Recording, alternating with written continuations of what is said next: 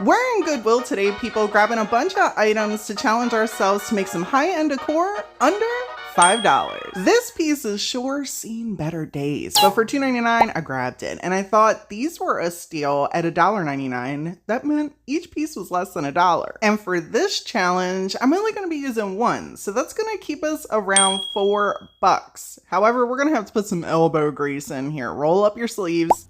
It's not going to be that bad, people. We're going to need to just clean these off first. I'm just using some hot water and a paper towel for this. You can absolutely use whatever cleaning method you would like. Crud cutter is always a go-to for me as well, but hot water worked today. This little scrapey tool is going to help me get whatever these bits are. I don't know what these crusty bits are, but they gotta go. They cannot be underneath our paint, okay? So we gotta get all that extra stuff out before we sand it down. And truth be told, anytime you come across old pieces like this that look like they have layers of paint, if you want to strip it down, you go right ahead and get you a stripper and you follow all the directions accordingly. If you're taking a shortcut like I am and you're sanding it to get all the excess off, because as you can tell, there's a lot of flaking here. I'm pretty sure this is spray paint and it has like several layers on it. It's like a black under there, a gold under there, who knows? You, however, want as much of this stuff off of here as possible. So once you add your paint or your spray paint or whatever you're putting on here, it's not going to end up flaking off because you had some extra bits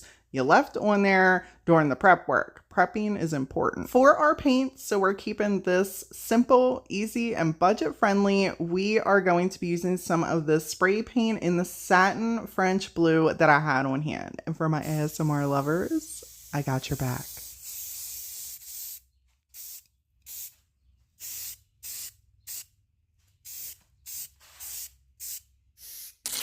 Make sure you use some E6000 or Gorilla Glue gel to attach the two pieces together, and look how high-end and stunning this is. You could use this beautiful piece for so many different things in your home, but today I'm just decorating it with some florals and a little cracked glass candle holder.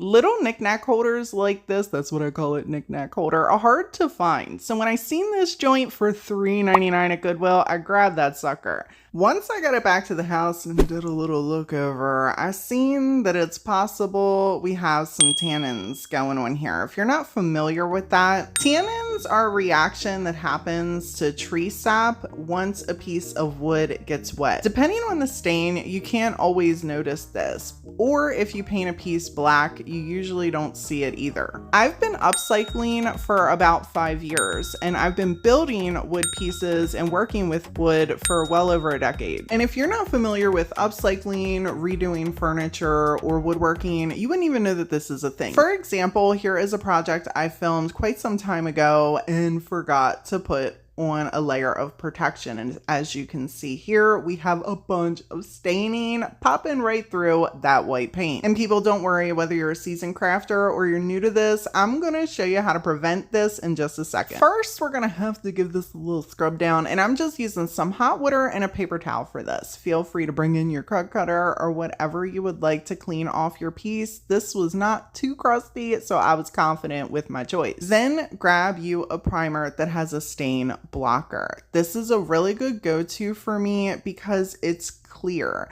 So whether I muck up and forget to put this on prior to painting, or I paint the piece and then I got some stains pop out, you can go over those little sections without having to completely repaint your entire piece. I picked this up at Walmart and it was pretty inexpensive for the quart, and I'll get a lot of projects and a lot of use out of this. Artesian brands like Dixie Belle, they have their own stain blocker. Other brands also have their own stain blocker. Pick and choose what you feel works best for you. I know that spray paint blockers are also an easy go-to for me when I'm doing really large pieces. I let the piece dry for about an hour and then grabbed my Rust-Oleum 2x Ultra Matte in the Sand Dollar paint. I had this on hand and I knew it would keep the piece budget friendly, still at $4, not adding anything extra to it. Plus, truth be told, the piece is for my daughter and she wanted it white. She likes to collect teeny tiny little things and she wants an item to be able to hold all of them on her wall.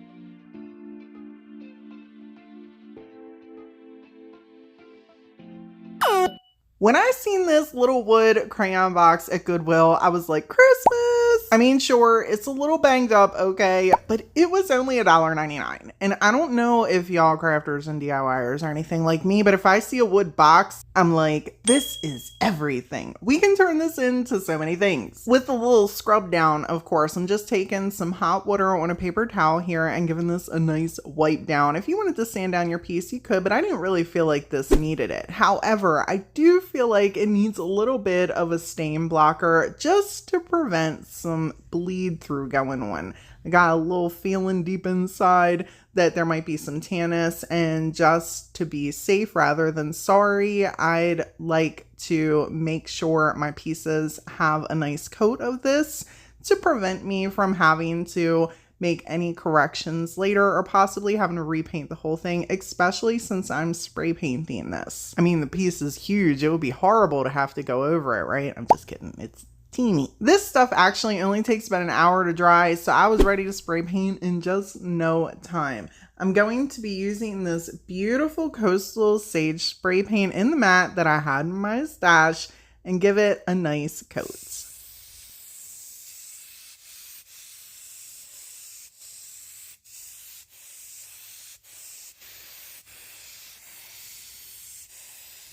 If you want to seal over anything that you're spray painting, I would recommend letting the initial coat of paint rest for 24 hours before applying your sealer. And make sure that if you plan on putting it outside, the directions on the spray paint sealer that you're using say that it will work for outdoors. And if you're wondering how many layers of sealer, anytime I seal over anything, it really depends on if it's going to be a highly used piece. If you're going to use it a lot, I would recommend doing more than one coat.